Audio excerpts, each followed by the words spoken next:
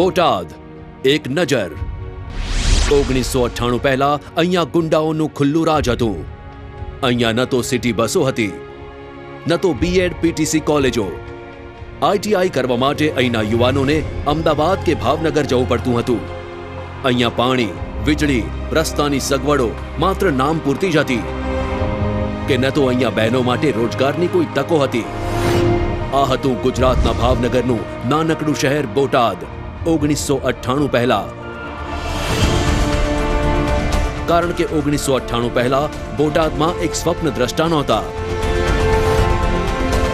हमारी सरकारना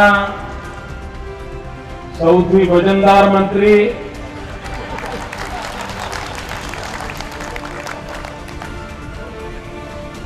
ऊर्जावान मंत्री અને બોટાદની ગુજરાતને અણમોલ ભેટ એવા ભાઈ સૌરભભાઈ પટેલ। બોટાદ આ એમની જન્મભૂમિ તો નહોતી, પણ સૌરભભાઈએ બોટાદને બનાવી પોતાની કર્મભૂમિ। સૌરભભાઈએ બોટાદમાં ફેલાયેલી અસામાજિક પ્રવૃત્તિઓ, ગુંડાગીરીનો સફાયો કર્યો અને જ્ઞાતિવાદના રાજકારણને જાકારો આપી કર્યો ભેદભાવ વગર વિકાસ। બોટાદના 3 લાખ લોકોએ પણ સતત 3 વખત ભાજપ સરકાર પર વિશ્વાસ મૂકીને વધાવી લીધી આ સરકાર। આવો તમને લઈ જઈએ 1998 થી લઈને 2012 સુધીના બોટાદના વિકાસની એક સફર પર।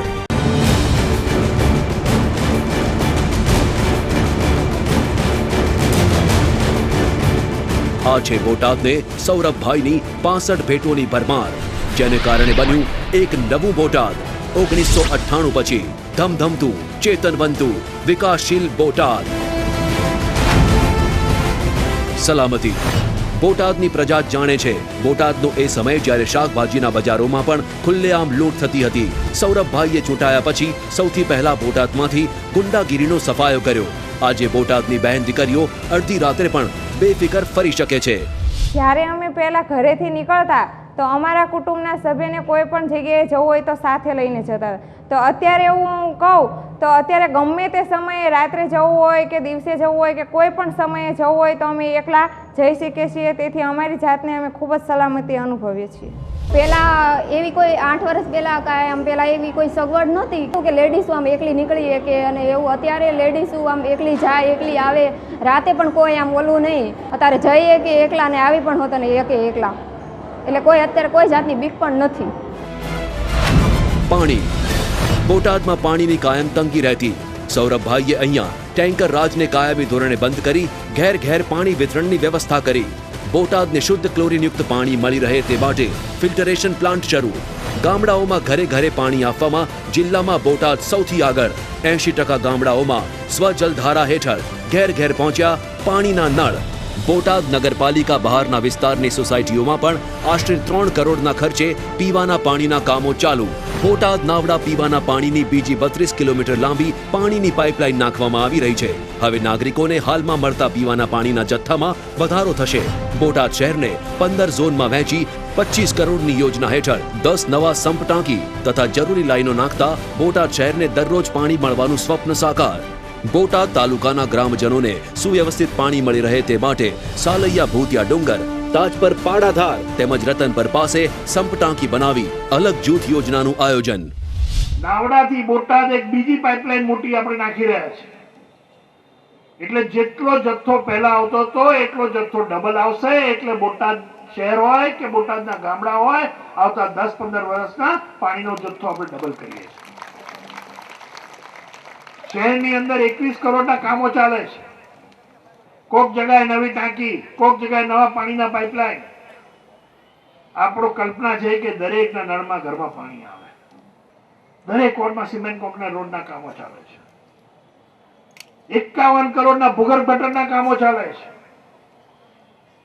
આજે જે આપણે તમે આતશબાજી જોવાના છો ને, જોઈ લો છેલ્લો વારો છે, પછી આ તળાવ પાણીથી ભરેલું રહેવાનું છે। 180 કરોડના ખર્ચે સૌરાષ્ટ્રમાં પહેલો શહેર હશે કે જેને નર્મદાનું પાણી ડેમ ભરવા માટે અને તળાવ ભરવા માટે એ પહેલું બોટાદ આવવાનું છે. સિંચાઈ સૌરાષ્ટ્રમાં સૌથી પહેલીવાર 250 કરોડના જંગી ખર્ચે નર્મદાના પાણીથી બોટાદના તળાવ અને ડેમ ભરવાનું આયોજન કર્યું. ખેડૂત ભાઈઓને સિંચાઈ માટે નર્મદાના પાણી મળી રહે તે માટે નર્મદા કેનાલનું કામ પૂરજોશમાં. જે 10 વર્ષનું બાળક થયું છે એને કૃષ્ણ સાગરમાં પાણી જ જોવા મળ્યું નથી. તળાવ સુકાઈ ગયું. પાણીના જે આવવા હતા એ આવવાની અંદર રહેણાંક વિસ્તારો બની ગયા. એના કારણે પાણીના આવવાના રસ્તા બદલાઈ ગયા અને પરિણામે વરસાદ પડ્યો હોય તેમ છતાંય 12 મહિના પાણી રહે એટલું કૃષ્ણ સાગરમાં પાણી ન ભરાય. જે કૃષ્ણ સાગરના પાણીને કારણે બોટાદનું જીવન પ્રાણવાન બન્યું હતું એ પાણી વગરનું બની ગયું. ભાઈઓ બહેનો, સરકારે કરોડો રૂપિયા ખર્ચીને આ કૃષ્ણ સાગર ભરવાનો નિર્ણય કર્યો છે. પાઇપલાઇનથી નર્મદાનું પાણી લાવીને આ કૃષ્ણ સાગર ભરવાના છે અને એના કારણે આખા બોટાદ પથ્થરના જે પાણીના તળ છે ને એ ઊંચા આવવાના છે. તમારી ડંકીમાં, તમારા ટ્યુબવેલમાં પાણી આજે નહીં આવતું હોય, આ તળાવ ભરાશે એટલે ત્યાં ફુવારા મારશે, એની મેળે ફુવારા મારશે એવું પાણી આવવા. પાણીનો કષ્ટ કાયમી દૂર થાય અને મારે મન કૃષ્ણકુમારજીના શતાબ્દી વર્ષમાં આ અમારી ઉત્તમ અંજલિ એમને આપી રહ્યા છે કૃષ્ણ સાગર ભરીને. જળ સંગ્રહ ક્ષેત્રે તાલુકામાં ગામડે ગામડે ચેકડેમ તળાવો ઊંડા કરાયા. ડ્રીપ ઇરિગેશનના અમલમાં બોટાદ સૌરાષ્ટ્રભરમાં પ્રથમ.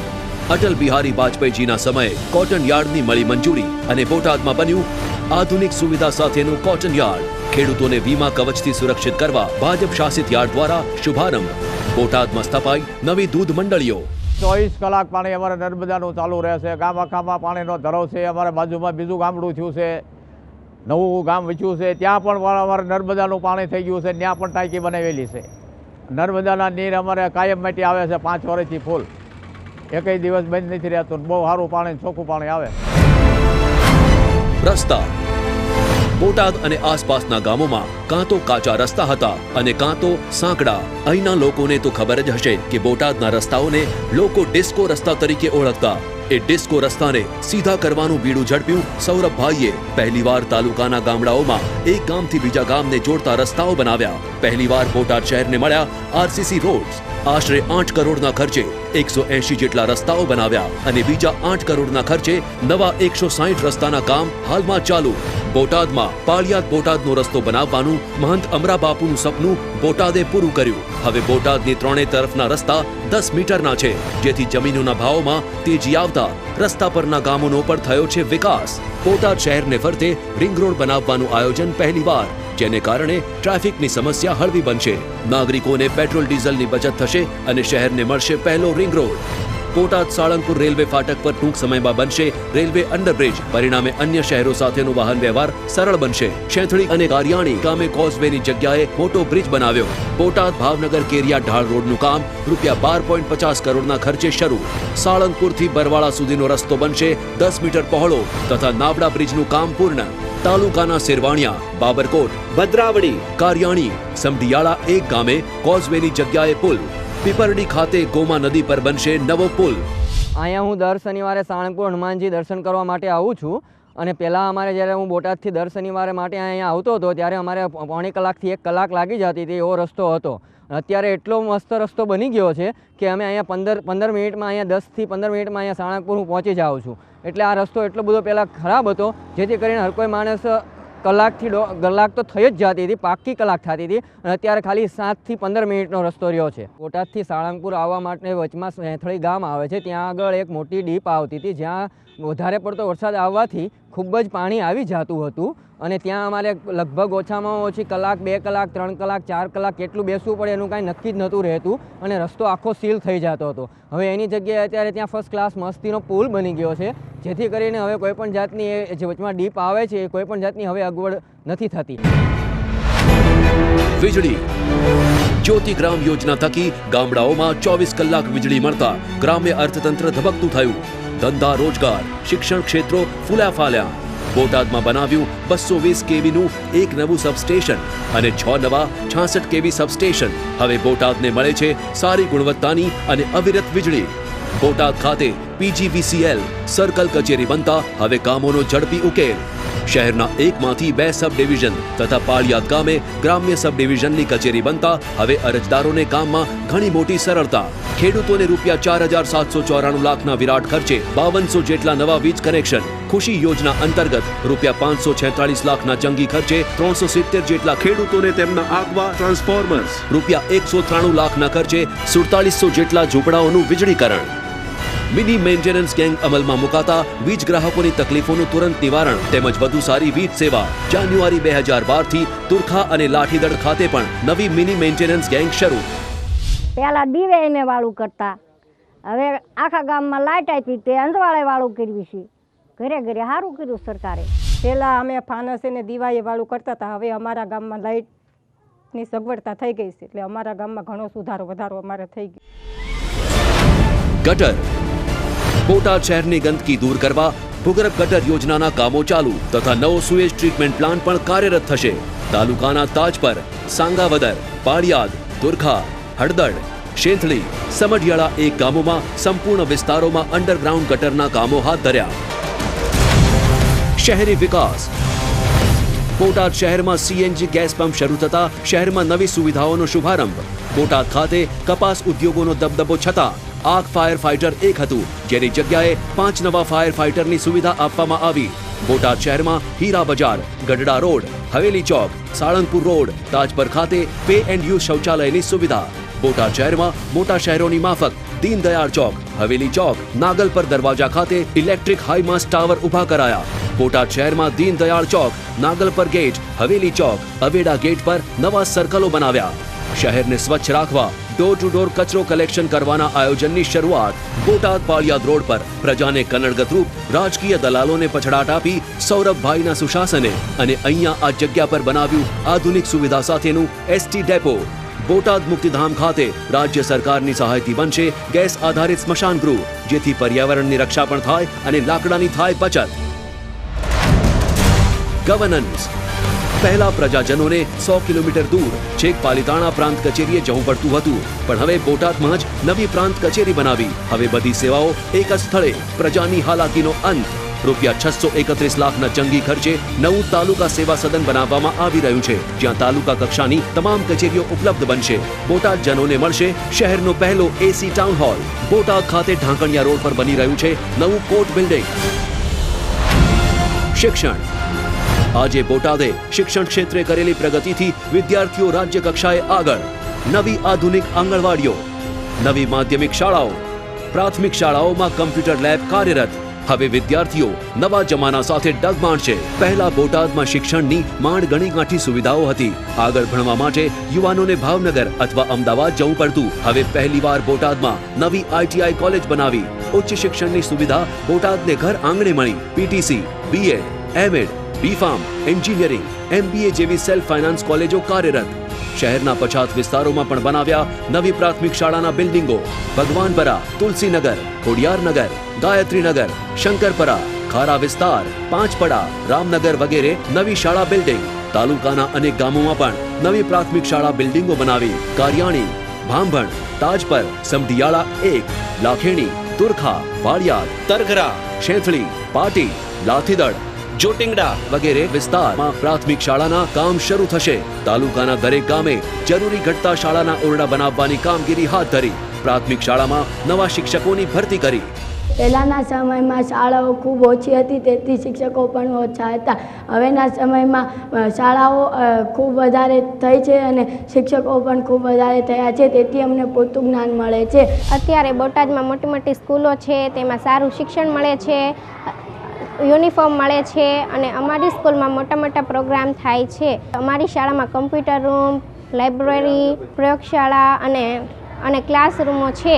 અહીં બોટાદના વિદ્યાર્થીઓને પહેલાં ભાવનગર, રાજકોટ અને સુરેન્દ્રનગર શિક્ષણ લેવા જવું પડતું હતું, પણ અહીં બોટાદમાં MBA college, BBA college, MCA college, BEd, PTC અને ઇજનેરી કોલેજ પણ શરૂ થતાં આજે ત્યાંના જેમ કે જસદણ તાલુકો છે, સુરેન્દ્રનગર જિલ્લાનો સાયલા તાલુકો છે અને અમદાવાદ જિલ્લાનો ધંધુકા તાલુકો છે અને ગઢડા પ્રોપર તાલુકો છે, એ વિદ્યાર્થીઓ પણ પાકા રસ્તા અને એસટીની સુવિધા થતાં આજે જે બોટાદના છોકરાઓ બહાર શિક્ષણ લેવા જતા હતા એમ પ્રોપરલી બોટાદમાં આજે એ તમામ તાલુકાઓના લગભગ 5 તાલુકાઓના છોકરાઓ આજે અહીં બોટાદમાં શિક્ષણ રહેશે. એ જ અત્યારે જો અહીંયા જો કોલેજ ન હોત ને તો કદાચ મારે ભાવનગર જવું પડે કે અમદાવાદ જવું પડે, તો અહીંથી મારે ઘણા કિલોમીટર દૂર જવું પડે. અને અહીંયા બોટાદમાં જે કોલેજ છે એના કારણે અમને આટલો સરસ લાભ મળ્યો છે.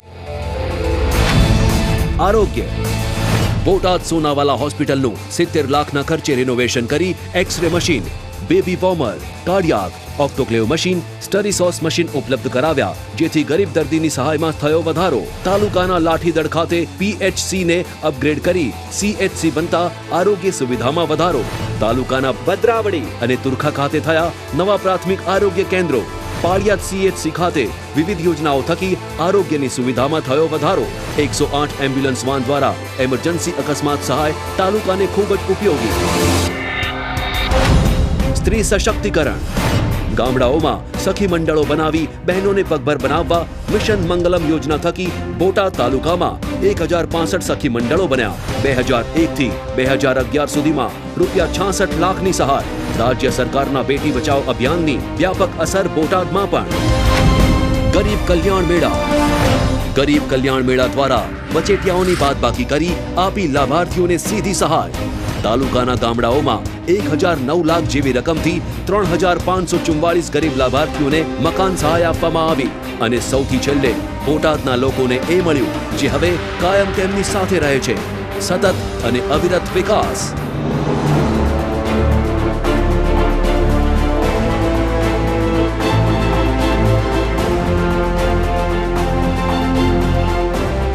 જે પહેલા ક્યાંય નહોતું એ આજે બોટાદની ગલીએ ગલીએ, ઘરે ઘરે જોવા મળે છે. શાંતિ, સમૃદ્ધિ અને વિકાસ. આજે એક સમયનો પછાત તાલુકો બોટાદ દેશના મોટા શહેરોને સમકક્ષ આધુનિક શહેર બન્યું છે. અને હવે એક કદમ આગળ વધતા ભાજપ સરકારે બોટાદને એક અલગ જિલ્લો જાહેર કરીને સન્માન આપ્યું છે.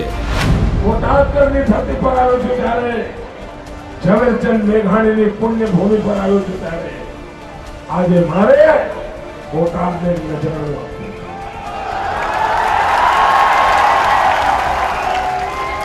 ભાઈઓ બહેનો, આ બોટાદ હોય, આ ગઢડા હોય, આ રાણપુર હોય, આ બરવાળા હોય, આ બધા વિસ્તારોમાં વિકાસની અદ્ભુત ક્ષમતા પડી છે.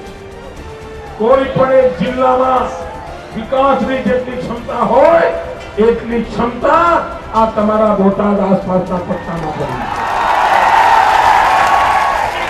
અને તેથી આજે આપના ઉમળકા વચ્ચે જાહેર કરું છું કે અમારા મુખ્ય સચિવના નેતૃત્વમાં મેં એક કમિટી બનાવી છે અને આગામી 26મી જાન્યુઆરીથી અહીંયા એક નવો જિલ્લો આકાર લેશે.